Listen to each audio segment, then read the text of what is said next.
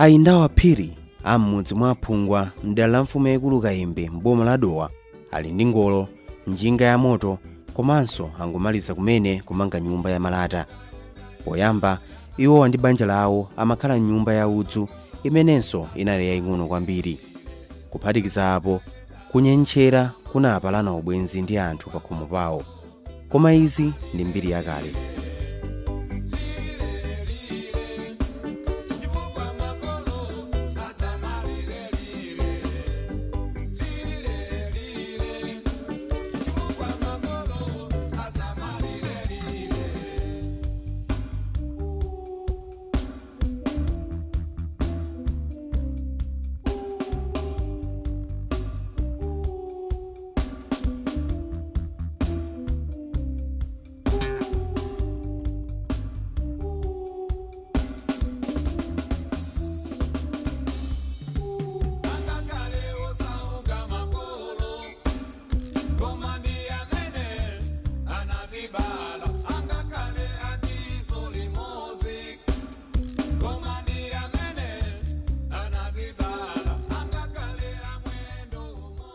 Ndi ng'ombe imodzi yokha moyo wa Aphiri unasintha.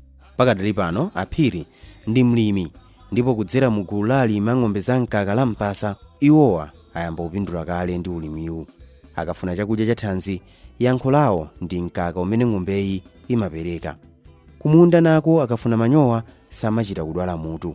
Ndi ndalama zochokera ku malonda a mkaka umene amagulitsa ngati gulu zimene anagwiritsira ntchito kugula njinga ya moto, kukonzanso nyumba yawo komanso kulipirira ana awo ku sukulu.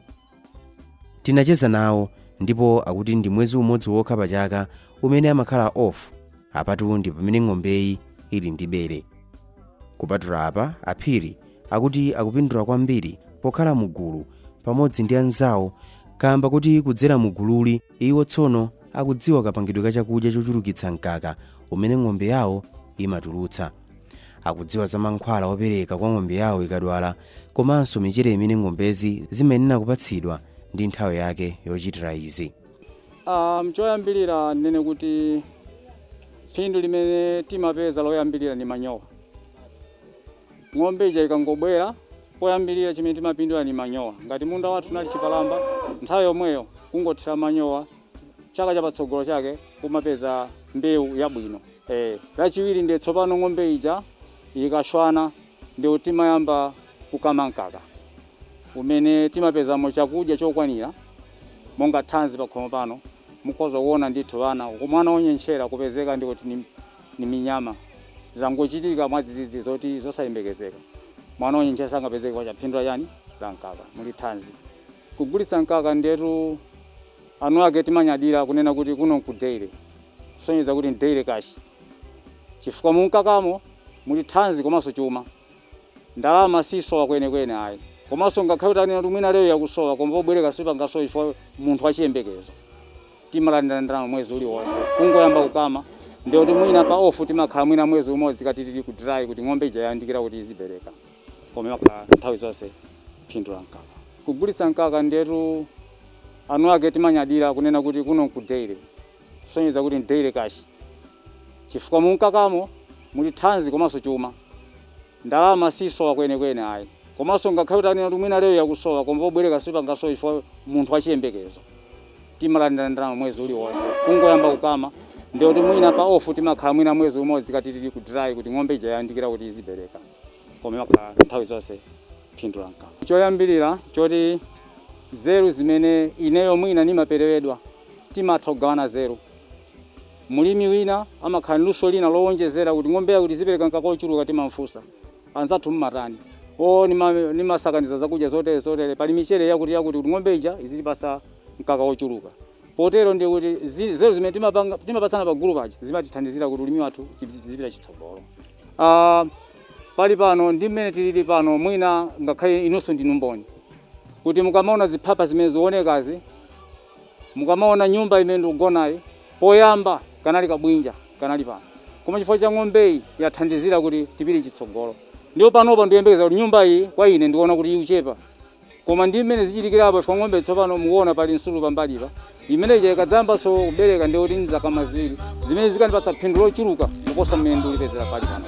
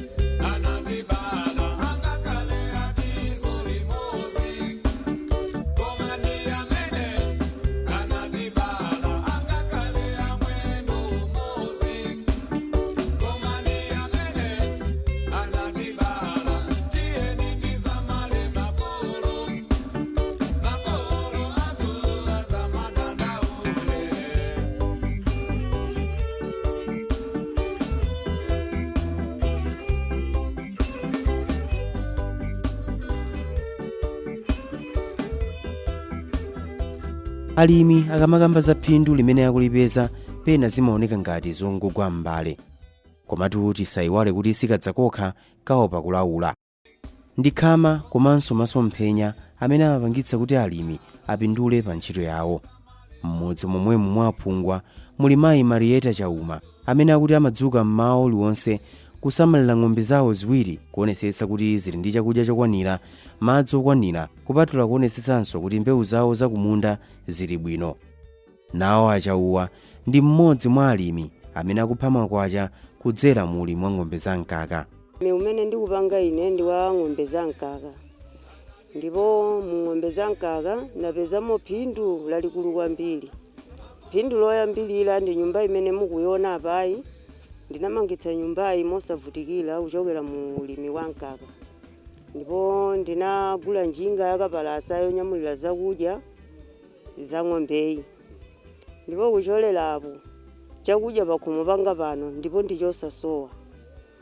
Olo ndalama imene simachita kutalikira wayi, ndikatha mwezi ndimatha kukalandira ndalama ya mkaka nkumagwiritsa ntchito, ndipo malitazi ya mkaka wanga pa mwezi ndimakwanitsa 600 liters, ndipo ndimapeza ndalama yochuluka yosachepera 100 chakuti 118,000. Ndikulipirira ana sukulu, ndikuthandiza pakhomo pano, ndipo ineyo mmene ndinali kale mmene ndimalima chimanga fodya ndinali munthu wosowa chifukwa chakuti ndalama ija imendera pa season, koma pamene ulimi wa mkaka ukunditengera whole season chaka chonse, ndipo pano ninena pano ndine munthu kusiyana ndi mmene ndinali kale. Ndipo ulimi wa mkaka niona kuti ndikawonjezera ng'ombe zangazi naona kuti malitazi ineyo tsopano achulukirapo kusiyana ndi mmene ndikuperekera.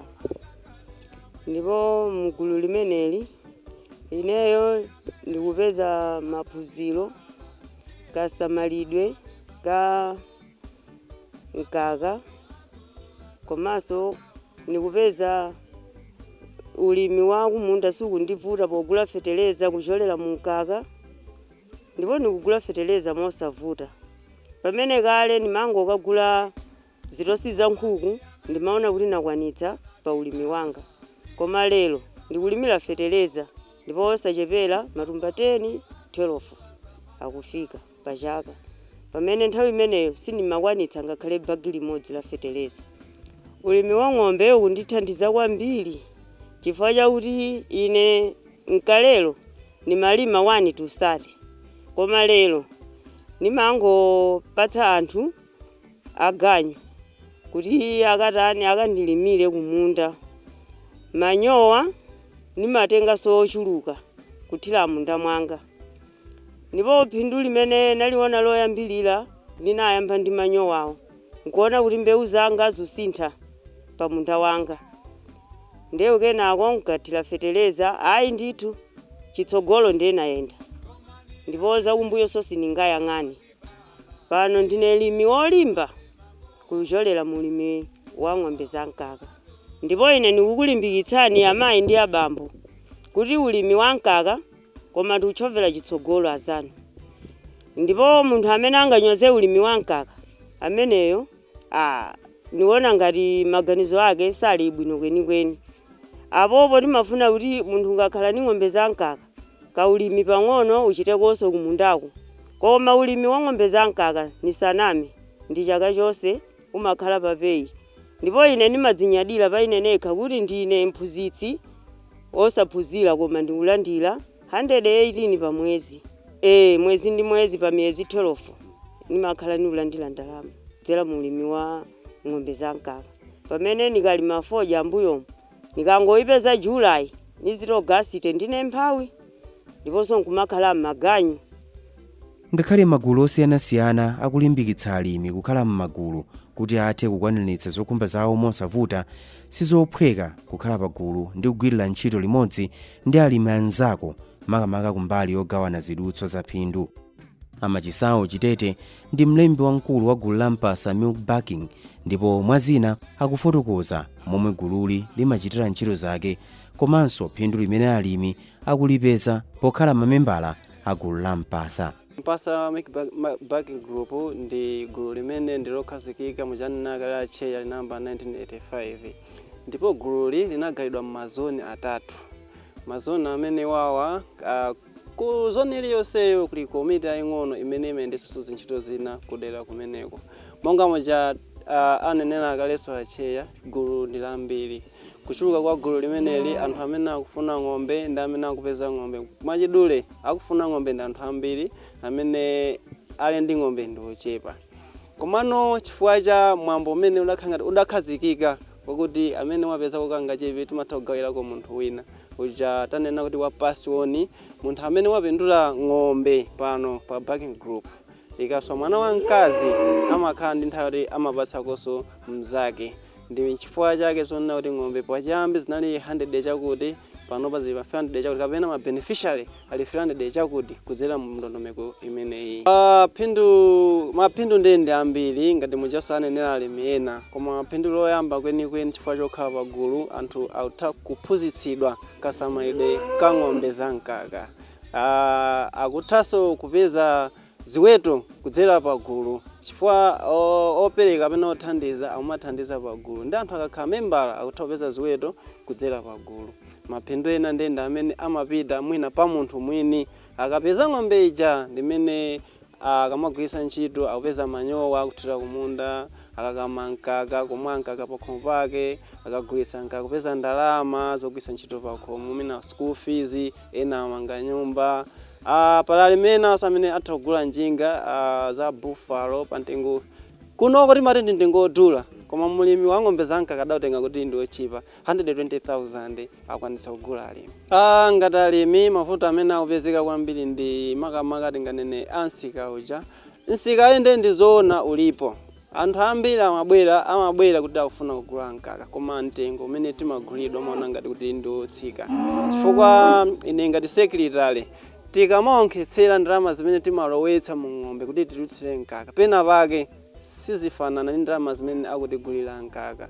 Chifukwa ng'ombe inde imatha kukhala ndi moyo kamadya udzu koma zikafika nthawi zina pamakhaza kudya zonjezera telekeze ngati dairy mash amene akugulidwa pa mtengo odula kuti ng'ombe chitipatse 1 liter ndi mtengo 1 liter ija sizigwirizana. Komabe nangasi ife ndi alimi pali njira zina za maphuzo amene tidapanga kapangidwe ka dairy mash tokha konkuno timayesetsa kupeza zathu konkuno kupanga dairy mash wathu kumapanga nkaka kuti mwina tiseve koma kosti amene amachitika chifukwa cha dairy mash odula wa ku shop uja.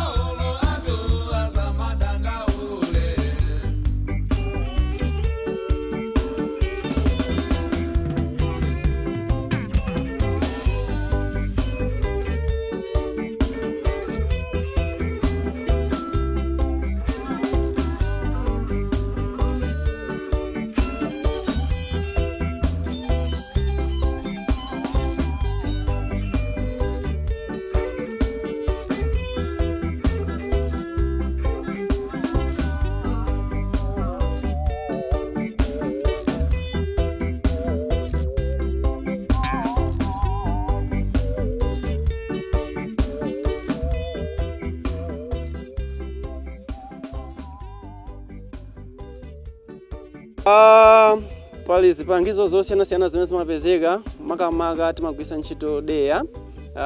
Mwina nthawi zina chimanga timene tipeze soya, nthawi zinaso mpenda dzuwa.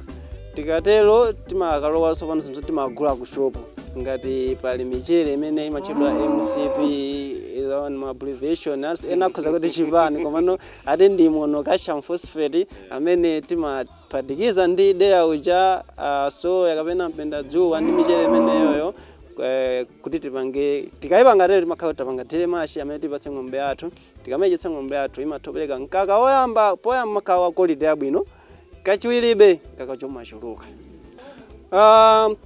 Makamaka pa ngati pagulu maphunziro achilichonse chokhuzana ndi ng'ombe za mkaka amapita kwa wina aliyense amene ndi membala, amene ali ndi ng'ombe kapena alibe ng'ombe.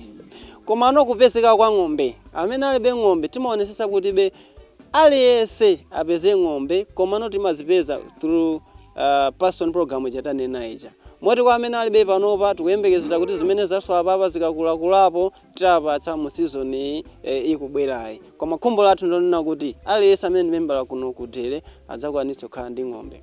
Komano kwa alimi amene alekale ndi ng'ombe anapanga mwayi adapatsa anzawo mphatso imeneyi, ng'ombe zikamachuluka ndithu zimakhala zawo. Ndi imene kumapeza kuti ena ali ndi ng'ombe zitatu, 4, ena ziwiri zotakukama ndithu.